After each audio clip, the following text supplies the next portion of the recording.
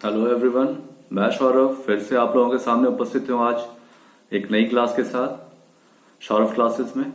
आज मैं MA semester 1 के पेपर FC1 जिसका नाम है प्रिंसिपल ऑफ हिस्ट्री से एक विषय उठाऊंगा। आज हमारा डिस्कशन का विषय होगा हिस्ट्री। तो हमारा जो विषय है इतिहास, इसमें मुझे ये कहना है कि इससे संभावित प्रश्न हमें इस तरह से पूछे जा सकते हैं कि व्हाट इज हिस्ट्री, इतिहास क्या है। या फिर हमें इस तरह से भी पूछा जा सकता है कि इतिहास को परिभाषित करना कोई सरल कार्य नहीं है, इसको एक्सप्लेन करना है। तो हम चलिए बिना देर किए इस विषय को आगे बढ़ाते हैं, स्टार्ट करते हैं। हमें इतिहास से तात्पर्य अतीत की महत्वपूर्ण घटनाओं का अभिलेखन होता है। प्राचीन काल तक इतिहास को तथ्यों का वृत्तांत समझा जाता था।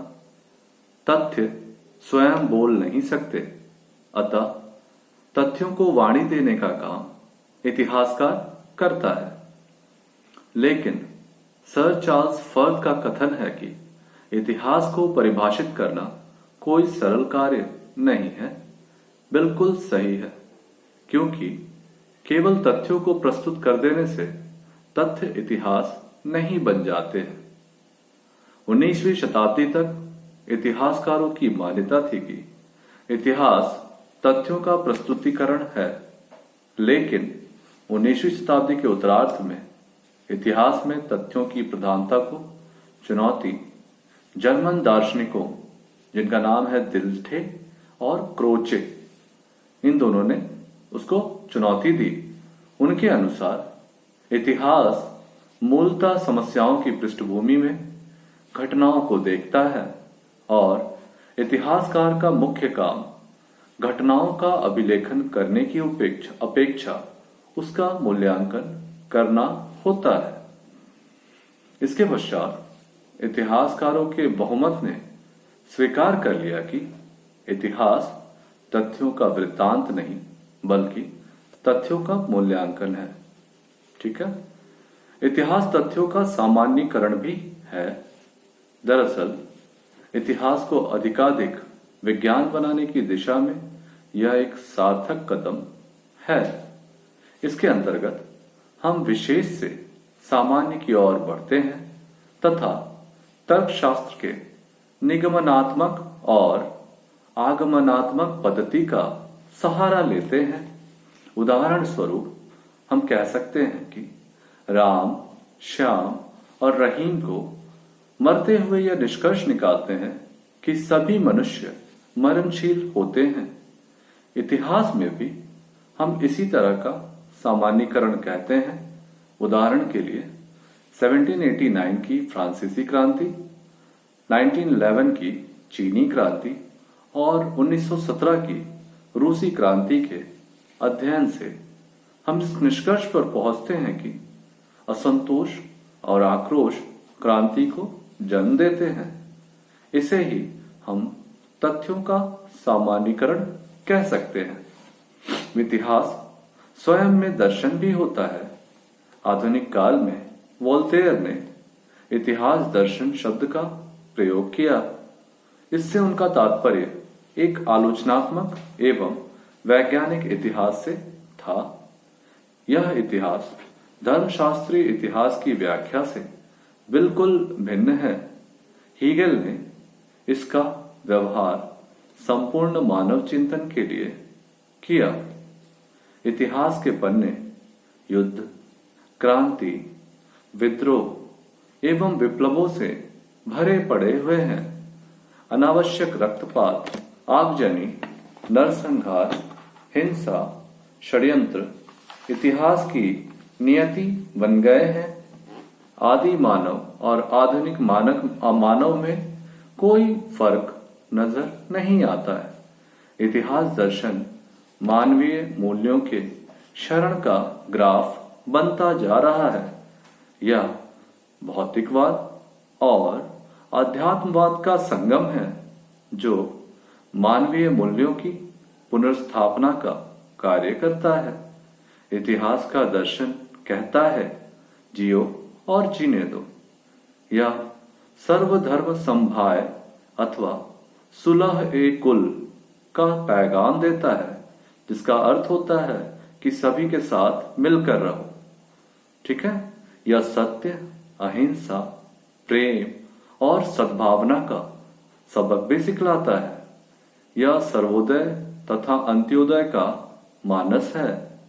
कल का इतिहास युद्ध और हिंसा का इतिहास था। आज का इतिहास शांति और अहिंसा का इतिहास है। यह इतिहास की नई परिभाषा है। इतिहास स्वयं में मनोविज्ञान का आईना भी है।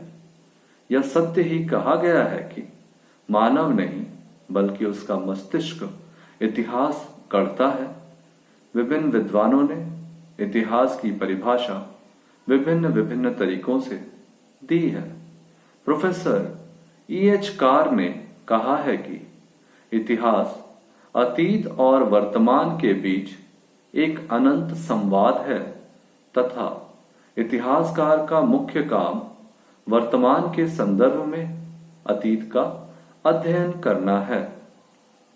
प्रोफेसर इल्टन महोदय के शब्दों में इतिहास का संबंध उन सारे मानवीय मनोवियोग, चिंतनों, क्लेशों और कर्मों से है जो अतीत में हुए हैं, जिनका अंबार वर्तमान में भी भरा पड़ा है। यह परिवर्तन और शाश्वतता का प्रतीक है।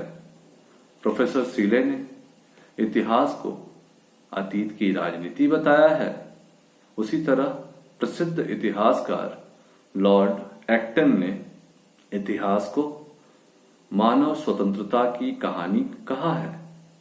Professor A.L. रोज के शब्दों में इतिहास प्रधानता समाज में मानव का उसके भौगोलिक एवं भौतिक पर्यावरण का लेखा जोखा है। उसकी सामाजिक एवं सांस्कृतिक परिस्थितियां एक दूसरे की अंतःक्रिया से शुरू हुई। इसी प्रकार प्रोफेसर गुस्तवासन ने इतिहास को मानव ज्ञान की शिखर चोटी से संबोधित किया है। फिर हम चार्ल्स फर्थ के कथन को देखें तो उन्होंने बताया है कि इतिहास मानव समाज का लेखा जोखा है या उन परिवर्तनों को बताता है जिससे समाज गुजरा है, या उन विचारधाराओं को भी बताता है जिसने समाज के क्रियाकलापों तथा भौतिक दशाओं को प्रभावित किया है। इसके साथ साथ फर्थ ने बताया है कि इतिहास को परिभाषित करना कोई सरल कार्य नहीं है। इस तरह से जब हम इतिहास की परिभाषा को समग्र रूप से अध्ययन करते हैं तो हम इसका निष्कर्ष निकालते हैं कि इतिहास को परिभाषित करना कोई सरल कार्य नहीं है, अपितु यह एक कठिन कार्य माना गया है। यह तथ्य है, यह तथ्यों का मूल्यांकन है, यह तथ्यों का सामान्यीकरण भी है तथा स्वयं में एक दर्शन भी है। यह साथ ही साथ यह मनोविज्ञान का आईना है।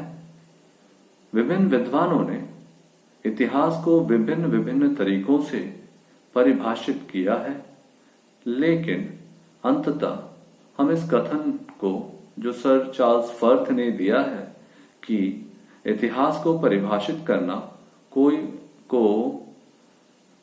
करना सरल नहीं है, को पूरी तरह से सहमत हैं।